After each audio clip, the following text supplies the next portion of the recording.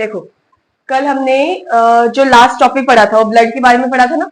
Blood के बारे में क्या पढ़ा तुमने कि वो कैसा दिखता है, हमको रेड कलर का दिखता है, कनेक्टिव टिश्यू होता है, फ्लूइड उसको बोलते हैं, यानी कि वो फ्लो कर सकता है। उसके बाद क्या बोला था कि ये चीजों को इधर से उधर ट्रांसपोर्ट करवाता है, चाहे अच्छी चीज हो चाहे खराब चीज हो, है ना, ऐसा कुछ लिखा हुआ था। और पूरी बॉडी को कनेक्ट करके रखता है। आज हम क्या पढ़ने वाले हैं कि जो हमारा ब्लड है उसके क्या क्या पार्ट्स है। कंपोनेंट्स का मतलब क्या होता है, पार्ट्स। तो ब्लड में क्या क्या चीजें पाई जाती है, क्या क्या पार्ट्स है।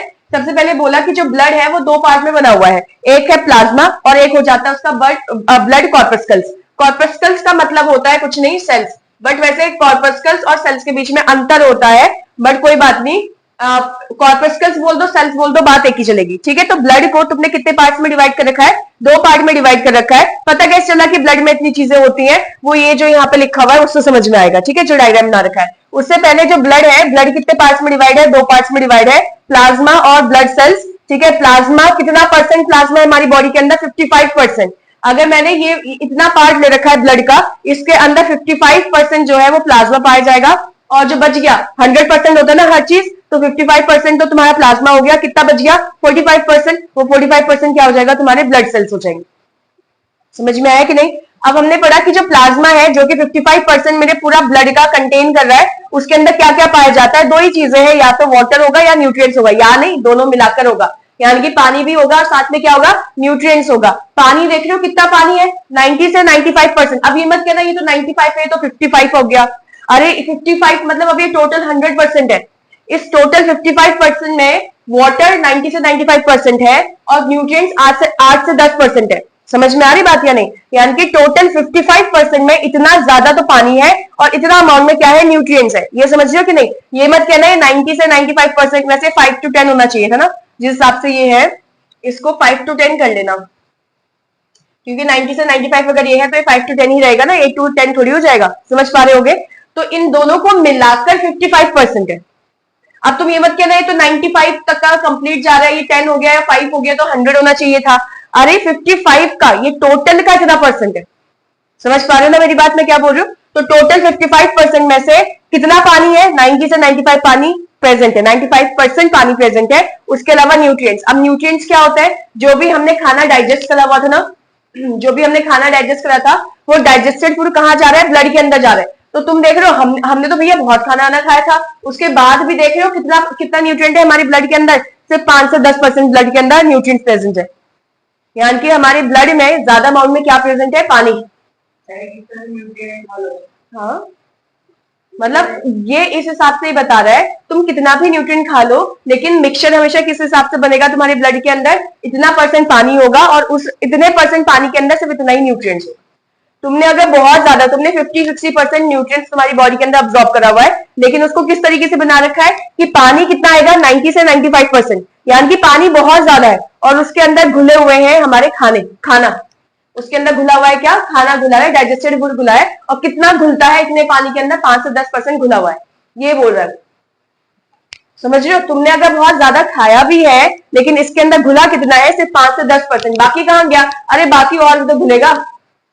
कहने का मतलब है कि हमारे प्लाज्मा के अंदर अगर मेरे यहाँ पर से ब्लड निकाला गया, जैसे ये किसी का हाथ है, ठीक है, किसी के हाथ से क्या करा, ब्लड निकाला गया, इस ब्लड के अंदर मैंने चेक करा क्या क्या चीजें प्रेजेंट है। तो मैंने ये देखा, अगर अभी मैंने ये नहीं बताया कि कैसे मैंने देखा चीजों को, बट अगर मैंने देखा कि प्लाज्मा के अंदर क्या क्या है, तो तुम देखोगे ज्यादा अमाउंट में पानी है और कुछ अमाउंट में न्यूट्रिएंट्स है। इसका मतलब ये थोड़ी कि मेरी बॉडी में पूरा का पूरा न्यूट्रिएंट नहीं फैला। अरे मेरी बॉडी में जितना मैंने डाइजेस्ट करके खाना पहुंचाया हुआ था, सारा का सारा कहां गया है, ब्लड के अंदर गया हुआ है। समझ पा रहे हो, तो ब्लड में न्यूट्रिएंट सारा का सारा गया हुआ है, लेकिन जितना हिस्सा मैंने निकाला उसमें क्या देखा कि 90 से 95% मतलब इतना ज्यादा पानी है और न्यूट्रिएंट्स उस हिसाब से ऐसा लग रहा है कि बहुत ही कम मिला रखा है। आया, समझ में आया कि नहीं। जबकि न्यूट्रिएंट तो सारा ही गया है जितना हमने डाइजेस्ट करा हुआ था, जितना अब्सॉर्ब किया गया है विलाई से।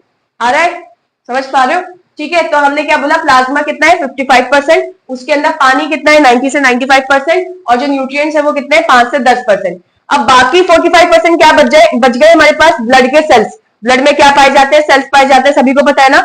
कौन कौन से सेल पाए जाते हैं, आरबीसी, डब्ल्यूबीसी और प्लेटलेट्स। कितने सेल्स होते हैं, 3 तरीके के सेल्स होते हैं, आरबीसी, डब्ल्यूबीसी और प्लेटलेट्स। आरबीसी को रेड ब्लड सेल्स कहते हैं, डब्ल्यूबीसी को व्हाइट ब्लड सेल्स कहते हैं, प्लेटलेट्स का नाम प्लेटलेट्स ही है।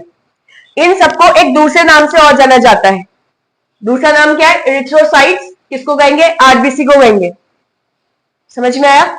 और ये व्हाइट ब्लड सेल्स को क्या कहेंगे? ल्यूकोसाइट्स। और प्लेटलेट्स का दूसरा नाम क्या हो गया? थ्रोम्बोसाइट्स। यहां पर जो इरिथ्रो वर्ड लगा रखा है ना, इरिथ्रो, इसको मैं ऐसे लिखती हूँ, ये जो इरिथ्रो वर्ड लगा रखा है, इस इरिथ्रो का मतलब क्या होता है? रेड।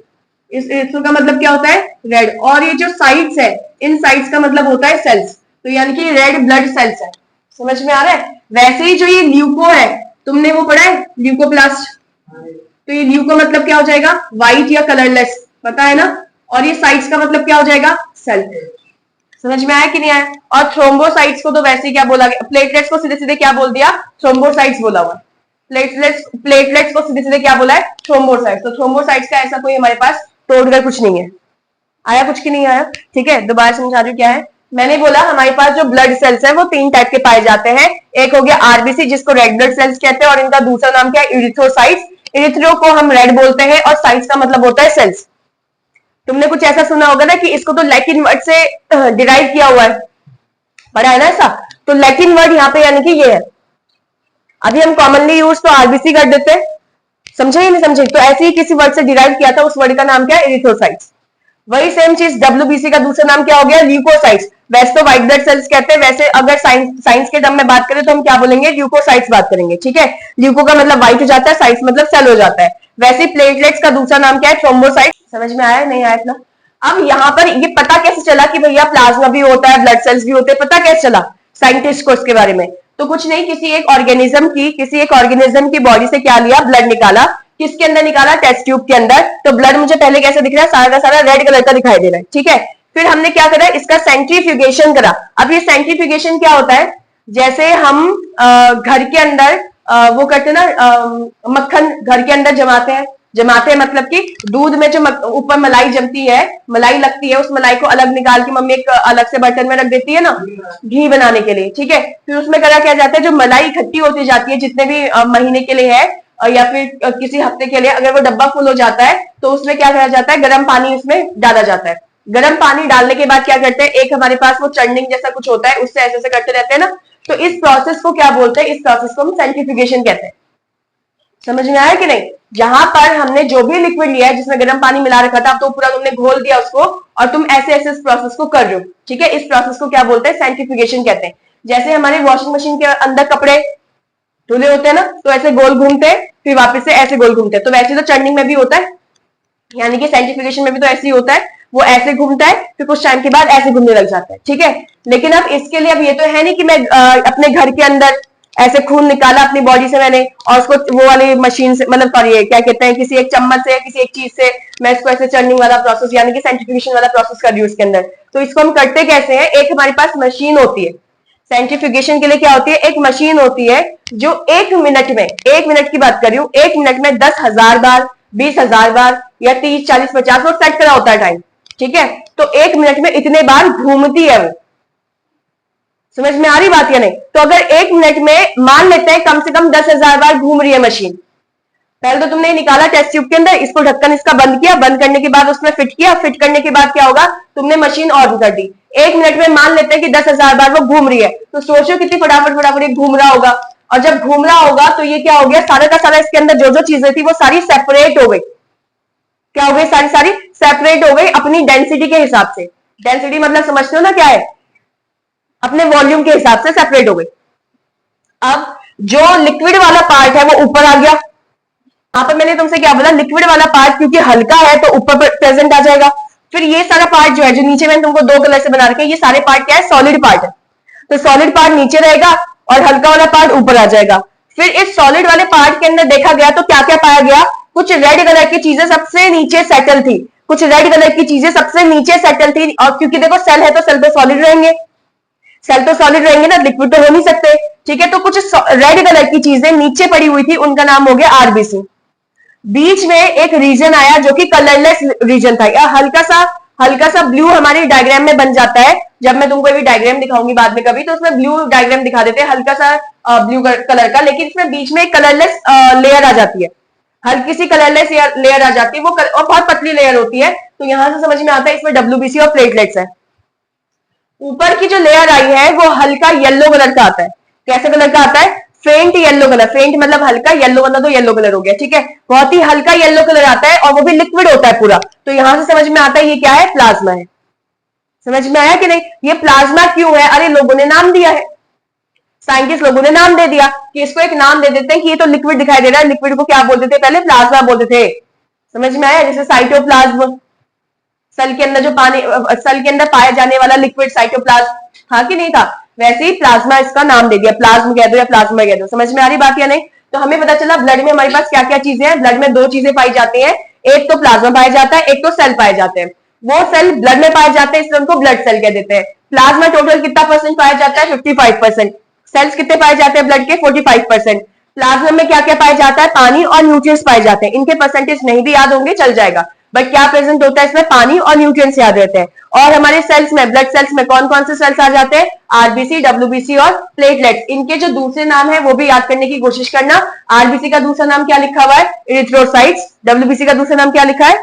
ल्यूकोसाइट्स। और ये प्लेटलेट्स का दूसरा नाम क्या है? थ्रोम्बोसाइट्स। समझ में आया कि नहीं? हमारा जो प्लाज्मा है हमको कैसा दिखता है? हल्का येलो कलर का दिखता है, ठीक है। और जो हमारे पास एक डब्ल्यूबीसी और प्लेटलेट्स है, ये कैसे दिखाई देते हैं? ये ट्रांसपेरेंट होते हैं, कलरलेस होते हैं। और आरबीसी कैसा दिखाई देता है? रेड कलर का दिखाई देता है, सॉलिड मास, जो तुमने नीचे पढ़ा, मतलब नीचे पढ़ा होगा। आया समझ में? ठीक है, अब नेक्स्ट टॉपिक पे बढ़ते हैं। अभी जो हमने समझा था उसी चीज को लैंग्वेज के अंदर लिख दिया।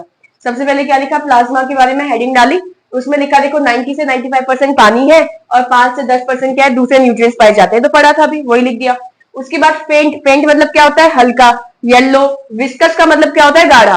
विस्कस मतलब क्या होता है? गाढ़ा। तो हल्का सा येलो गाढ़ा क्या है? फ्लूइड है। फ्लूइड का मतलब दो चीजें होते हैं। फ्लूइड का मतलब फ्लो करना होता है वैसे तो। फ्लूइड के अंदर दो चीजें आते हैं, एक तो तुम्हारे गैस होते हैं, एक तुम्हारे लिक्विड होता है। बट तुम बताओ ब्लड कैसा होता है? गैस होता है कि लिक्विड होता है? लिक्विड। तो इसका मतलब ये प्लाज्मा क्या है? लिक्विड है, हल्का येलो कलर का है और गाढ़ा है थोड़ा सा। कभी ब्लड आया है, किसी का आया होगा ऑब्वियसली, तो कभी देखा है कि पानी की तरह बहता है या पानी से थोड़ा सा गाढ़ा होता है ब्लड? थोड़ा सा गाढ़ा होता है ना, है ना? तो वो इस वजह से है क्योंकि उसके पास प्लाज्मा पाया जाता है। समझ में आया? और प्लाज्मा क्या होता है? हल्का सा गाढ़ा होता है। कितना percent blood volume? Blood volume का मतलब क्या होता है कि तुमने जो अभी एक हमने एक बनाया था ना यहाँ पे, एक नीचे टेस्ट ट्यूब, टेस्ट ट्यूब के अंदर मैंने ब्लड लिया हुआ था ना, तो उस टोटल वॉल्यूम में कितना परसेंट इसका प्रेजेंट होता है? तो उस टोटल ब्लड वॉल्यूम में इसका कितना परसेंट है? 55% है। अब एक इंपॉर्टेंट चीज ये, प्लाज्मा क्या करता है? कार्बन डाइऑक्साइड को और नाइट्रोजनस वेस्ट को डिसॉल्व फॉर्म में पहुंचाता है। अब देखो ब्लड में कौन ऐसा है जो कार्बन डाइऑक्साइड को अपनी बॉडी पे चिपकाता है? वो है वाटर। याद है कि नहीं? तुमसे मैंने बोला था कि जो पानी, जो कार्बन डाइऑक्साइड है, जब हमने रेस्पिरेशन वाला चैप्टर पढ़ा था, जो कार्बन डाइऑक्साइड है वो हीमोग्लोबिन पे चिपक नहीं सकता, क्योंकि हीमोग्लोबिन किसके साथ किसके साथ बॉन्ड बनाता है? ऑक्सीजन के साथ। तो कार्बन डाइऑक्साइड कहां जाएगा फिर? मैंने बोला था ब्लड के अंदर जो पानी पाया जाता है, कार्बन डाइऑक्साइड उसमें डिसॉल्व हो जाता है, यानी कि घुल जाता है, तो इसको पहुंचाया जाता है ना? तो अब वो कौन से पार्ट में डिसॉल्व होता है? तो प्लाज्मा के अंदर डिसॉल्व होता है कार्बन डाइऑक्साइड। क्यों? क्योंकि प्लाज्मा के अंदर ही तो पानी पाया जा रहा है ना, तो प्लाज्मा के अंदर पानी पाया जाता है, उसी पानी में कौन डिसॉल्व हो रहा है? Carbon dioxide. फिर मैंने तुमसे बोला था कि मेरी बॉडी के अंदर, जो मैंने कल वाला टॉपिक पढ़ाया था, मैंने बोला था मेरी बॉडी के अंदर अमोनिया बनता है, जो कि हाईली टॉक्सिक होता है कि नहीं? और यूरिया बनता है। खैर अमोनिया नहीं बनता, एक्चुअल में मेरी बॉडी में बनता है NH4 पॉजिटिव। एक्चुअल में ये बनता है, ठीक है। इसका नाम क्या? अमोनियम आयन है, याद है तुम्हें? इसका नाम अमोनियम आयन। एक्चुअल में ये बनता है, फिर इसको कन्वर्ट किया जाता है यूरिया के अंदर। और इस यूरिया, ये भी यूरिया मैंने बोला था टॉक्सिक होता है हमारी बॉडी के लिए, लेकिन लेस टॉक्सिक है, यानी कि लेस हार्मफुल है। किसके कंपैरिजन में? अमोनिया के कंपैरिजन, ठीक है। अब इसके लिए बहुत ज्यादा पानी चाहिए। किसके लिए? यूरिया, यूरिक एसिड और अमोनिया के लिए। अभी यूरिक एसिड क्या है अलग अलग बात बताती हूँ मैं, ये मतलब आगे चैप्टर में पढ़ेंगे। वैसे तो देखो ये जो हमारे स्पाइसेस होते हैं, मछलियां होती है, वो कहाँ पाई जाती है? पानी के अंदर पाई जाती है। तो पानी के अंदर ये लोग पाए जाते हैं, तो इसलिए ये क्या निकालते हैं? ये निकालते हैं अमोनिया। ये क्या डिस्चार्ज करते हैं? अमोनिया निकालते हैं, क्योंकि अमोनिया को डिसॉल्व करने के लिए बहुत ज्यादा पानी चाहिए होता है। 1 ग्राम तो बहुत छोटी वैल्यू है। इस 1 ग्राम अमोनिया को निकालने के लिए 1 किलो पानी चाहिए होता है, 1-2 लीटर जिसको बोल सकते हैं, उससे भी ज्यादा चाहिए होता है। वैसे 1 ग्राम तो बहुत छोटी वैल्यू है ना, तो 1 ग्राम अमोनिया को घोलने के लिए, डिसॉल्व करने के लिए 1 या 2 लीटर पानी चाहिए होता है। तो अगर तुम्हारी बॉडी में 1 या 2 ग्राम तो बनेगा नहीं अमोनिया, तो बहुत ज्यादा बनेगा, लेकिन हमारी बॉडी में अमोनिया कन्वर्ट हो जाता है। वैसे तो अमोनिया की जगह अमोनियम आयन होता है, फिर इसको कन्वर्ट किया जाता है यूरिया के अंदर, क्योंकि मेरी बॉडी के अंदर पानी पाया जा रहा है लेकिन ज्यादा नहीं है ना। अरे मैं दिन भर पानी थोड़ी पीते रहूंगी, समझ रहे हो कि नहीं समझे? तो इतना पानी मैं कहां से लाऊंगी? 1 ग्राम अमोनिया को डिजोल्व करने के लिए तुमको जब 1-2 लीटर पानी चाहिए है, तो 1-2 लीटर पानी तो मैं खुद ही पी रही हूँ रोज, है कि नहीं? 1-2 लीटर पानी तो मैं वैसे ही पी रही हूँ। अब मेरी बॉडी में 1 ग्राम थोड़ी बन रहा होगा, ज्यादा ही बनेगा। तो इसीलिए यूरिया बनता है हमारी बॉडी में, जो कि सबसे लेस टॉक्सिक होता है। लेस टॉक्सिक तो नहीं कहेंगे, बट हाँ ठीक है, यूरिया यूरिया सबसे लेस टॉक्सिक तो नहीं है, उससे लेस टॉक्सिक हमारा यूरिक एसिड आता है, जो कि बर्ड्स निकालते हैं। बर्ड्स को देखा है, जो वो अपना वेस्ट निकालते हैं ना, ठीक है, उनका क्या होता है, बहुत ही छोटा सा वेस्ट निकलता है, देखा ना? हाँ, व्हाइट कलर का जो डिस्चार्ज करते हैं वो, ठीक है, वो वैसे तो व्हाइट कलर में उनका खाना भी होता है, मतलब अनडाइजेस्टेड फूड भी होता है, खैर, बट जो भी वो अगर यूरिन पास करे ना, यूरिन तो उनकी बॉडी में वैसे बोलते नहीं है, उनकी बॉडी में यूरिक एसिड बोलते हैं, ठीक है, वो जो पास करते हैं, जो लिक्विड डिस्चार्ज करते हैं, बहुत छोटी से डिस्चार्ज करते हैं। क्यों? क्योंकि यूरिक एसिड को डिसॉल्व करने के लिए बहुत ही कम पानी चाहिए होता है, क्योंकि वो सबसे कम हार्मफुल है। समझ रहे हो कि नहीं? तो सबसे ज्यादा हार्मफुल क्या है? यूरिया, और सबसे कम हार्मफुल है यूरिक एसिड। बट हमें देखो ना, हमें यूरिया को डिस्चार्ज करने के लिए क्या चाहिए? हमें चाहिए मैंने क्या बोला, सबसे ज्यादा हार्मफुल यूरिया बोला या अमोनिया? सबसे ज्यादा हार्मफुल अमोनिया है, यूरिया नहीं। हाँ, और सबसे कम हार्मफुल कौन सा है? यूरिक एसिड है, ठीक है। और उसके बाद जो हमें डिस्चार्ज करना होता है, हमें जो बाहर निकालना होता है अपनी बॉडी से, उसका नाम यूरिया है। और यूरिया को भी निकालने के लिए तुम्हें पानी देखते हो ना, पानी निकलता तो है, पूरा पूरा लिक्विड तो निकाल रहे हो तुम, समझे या नहीं समझे? ठीक है, तो यहां पर मैंने तुमको ये समझाने की कोशिश करी है कि हमारे पास जो भी नाइट्रोजनस वेस्ट होते हैं, यानी कि नाइट्रोजन कंटेनिंग जो भी वेस्ट होते हैं, जो कि हमारे अमीनो एसिड से बनते हैं, उन सारे वेस्ट को अगर मुझे बॉडी से बाहर निकालना है, तो उनको भी पानी के अंदर घोलना पड़ता है। अगर वो पानी के अंदर नहीं घुलेंगे तो क्या होगा? उससे मेरी बॉडी के अंदर टॉक्सिक लेवल बढ़ते जाएगा।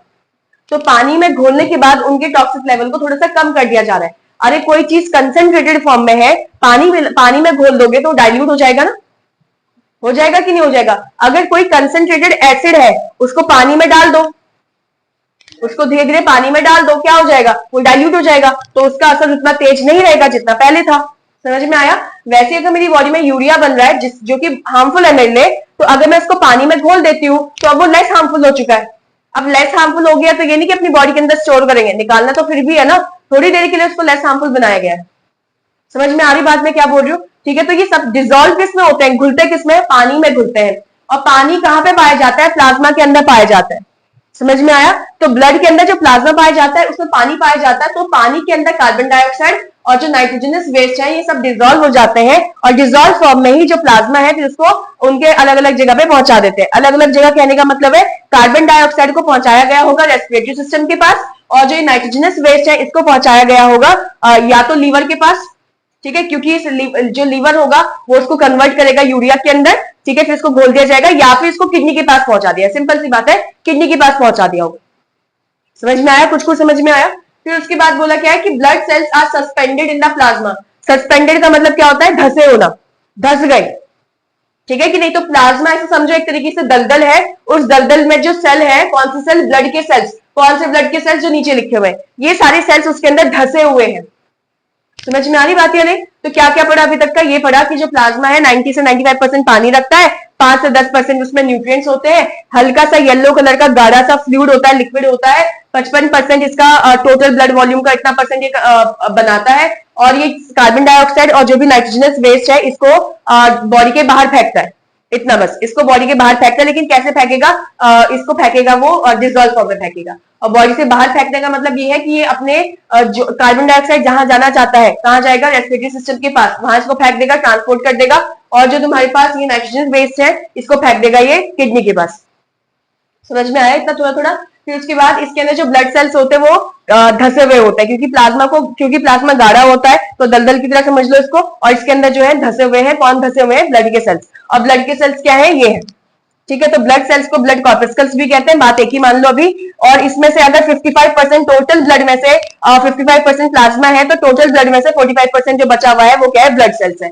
और इसके अंदर कौन कौन से सेल्स आते हैं? RBC, WBC, platelets. RBC erythrocytes हो गए, डब्ल्यूबीसी ल्यूकोसाइट्स हो गए, प्लेटलेट्स तुम्हारे थ्रोम्बोसाइट्स हो गए। पड़ी हुई चीज ही अभी थोड़ा सा समझ लिया। इरिथ्रो होगा वो, इरिथ्रोसाइट्स। इससे पहले क्या पढ़ा था? हमने इससे पहले पढ़ा था कि ब्लड के सेल्स के बारे में डिस्कशन किया था ना, तो एक एक करके क्या करें, सबके बारे में पढ़ रहे हैं। सबसे पहले क्या है? आरबीसी के बारे में पूछा जा रहा है कि आरबीसी जो है कहाँ बनाया जाता है, ठीक है, कहाँ बनता है?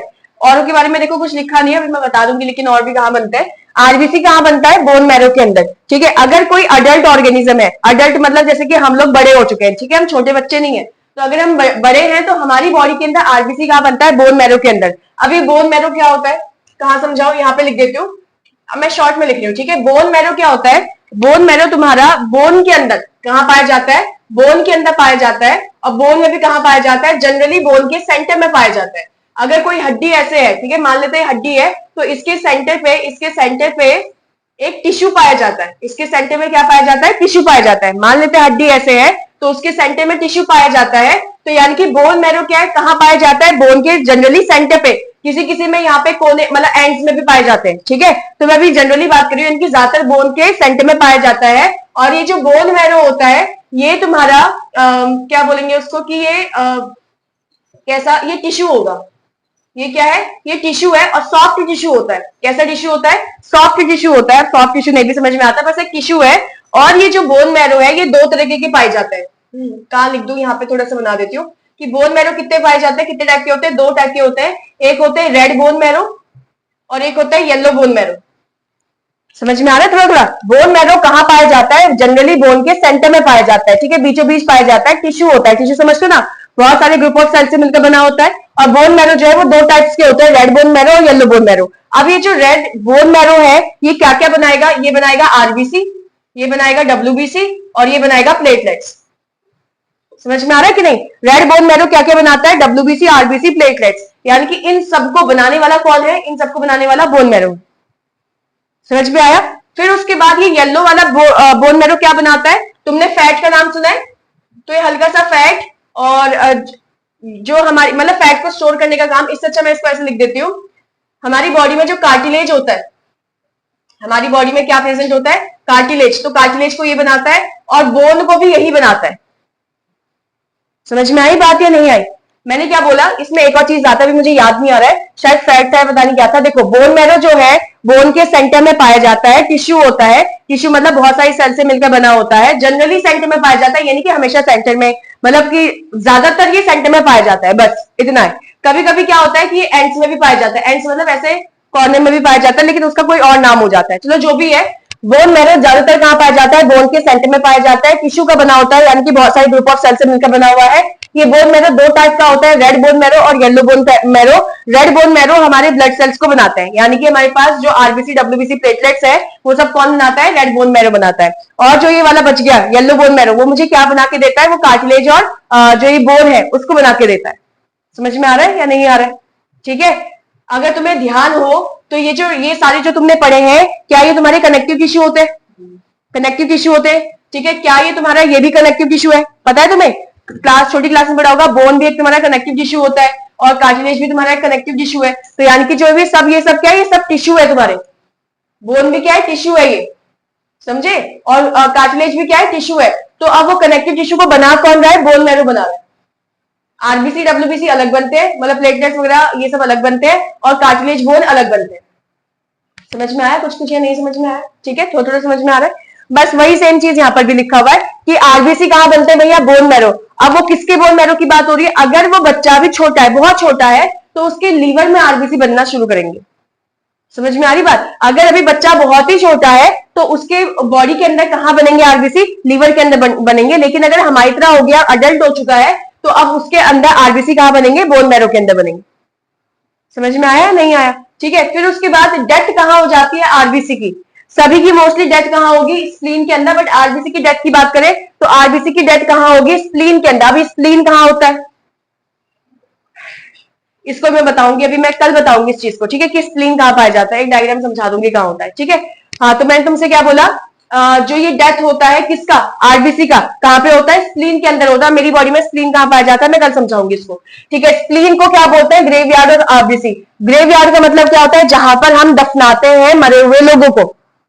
ग्रेवयार्ड किसको बोलते हैं? जहां पे मरे हुए लोगों को दफनाते हैं।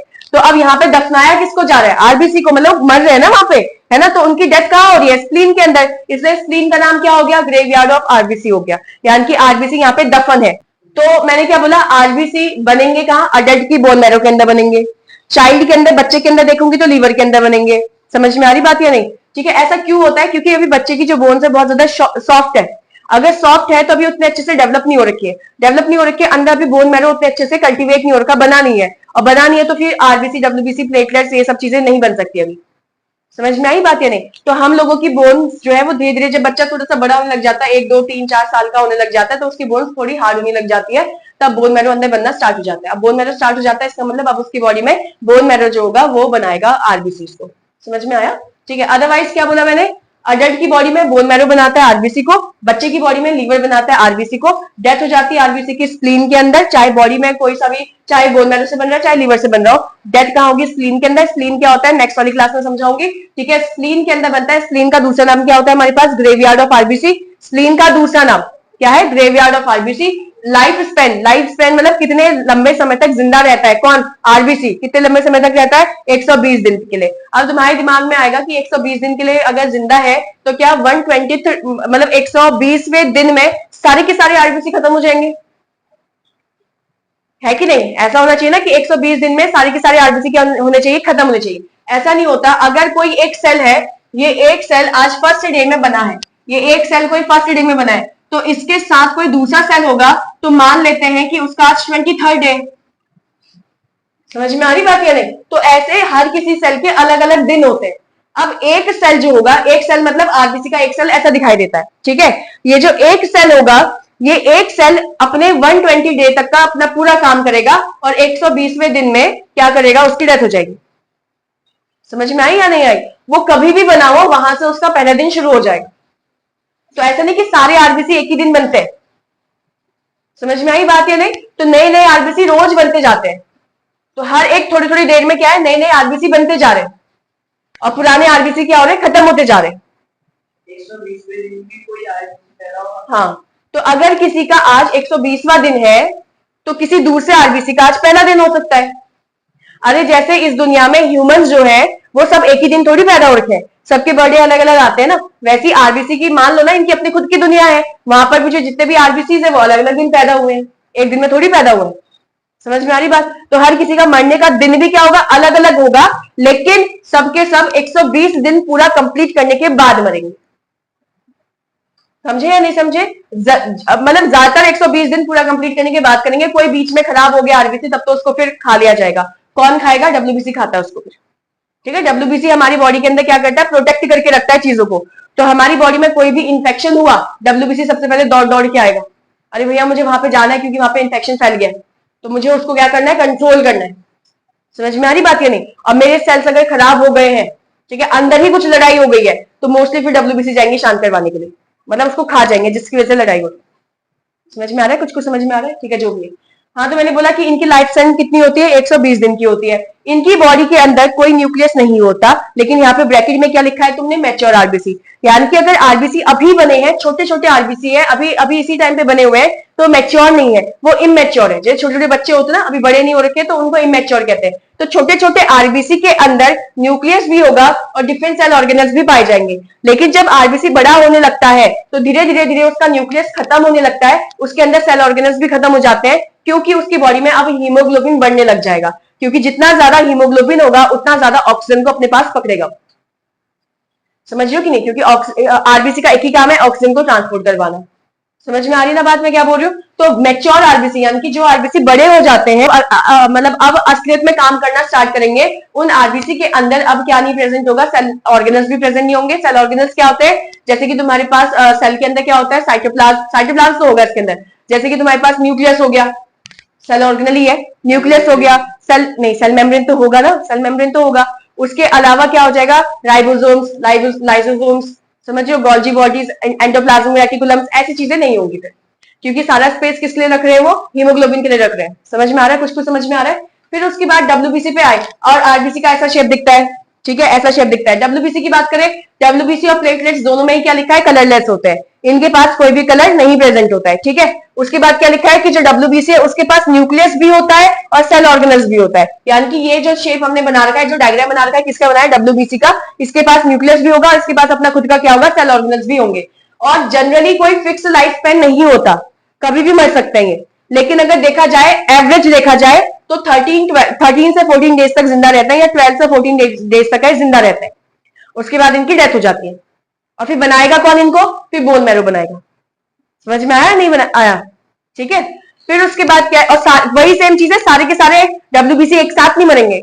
अगर आज किसी का पहला दिन है तो किसी और आरबीसी का शायद सेकंड डे हो, आरबीसी कह रही हूँ डब्ल्यूबीसी का, कोई दूसरे आरबीसी का सॉरी डब्ल्यूबीसी का कोई 50 सॉरी कितना 10th डे हो। समझ पा रहे होगे मेरी बात थोड़ा थोड़ा, है ना? फिर प्लेटलेट्स भी क्या लिखा है तुमने? कलरलेस होते हैं, लेकिन इनके पास भी कोई न्यूक्लियस और सेल ऑर्गेनल नहीं पाया जाता है। छोटे से ऑर्गेनिज्म, छोटे से मतलब छोटे सा शेप होता है इनका, और इनका भी कोई फिक्स लाइफ स्पैन नहीं होता है। लेकिन जनरली कितने दिन तक जीते हैं ये? 1 हफ्ता, ज्यादा से ज्यादा कितना जीते हैं? 1 हफ्ता जीते हैं। समझ में आ रहा है कि नहीं आ रहा है? ठीक है। सबके सबको कहां बनाया जाता है? बोन मैरो के अंदर बनाया जाता है। आया? ठीक है। हल्का से एक बार रिवाइज करवा दिया जाए। आरबीसी, डब्ल्यूबीसी और ये प्लेटलेट्स तीनों के तीनों बोन मैरो के अंदर बनाए जाते हैं। बोन मैरो में भी कहां बनाए जाते हैं? रेड वाले बोन मैरो के अंदर बनाए जाते हैं। ठीक है। और अगर मैं बात करूं कि अडल्ट की बॉडी में आरबीसी कहां बनता है? बोन मैरो में। लेकिन बच्चे की बॉडी में अभी बोन्स इतनी सॉफ्ट होती है कि बोन मैरो उतने अच्छे से अभी डेवलप नहीं हो रखा है, तो वहां पे लीवर के अंदर क्या होता है? आरबीसी बनते हैं।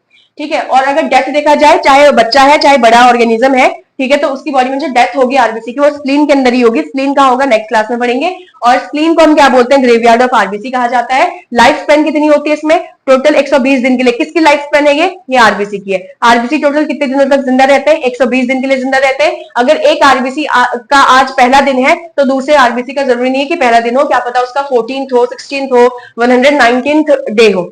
समझ में आ रही होगी बात, है ना? फिर वैसे ही इसके पास कोई न्यूक्लियस और सेल ऑर्गेनल नहीं पाया जाता। लेकिन ये किसकी बात करें? मैच्योर आरबीसी, यानी कि बड़े वाले आरबीसी की बात करें, जो अब ऑक्सीजन को ट्रांसपोर्ट करने का काम करता है। जो छोटे आरबीसी हैं, जो भी बच्चे हैं, उनकी बॉडी में सेल ऑर्गेनल और ये सारे न्यूक्लियस वगैरह सब कुछ चीजें पाई जाएंगी।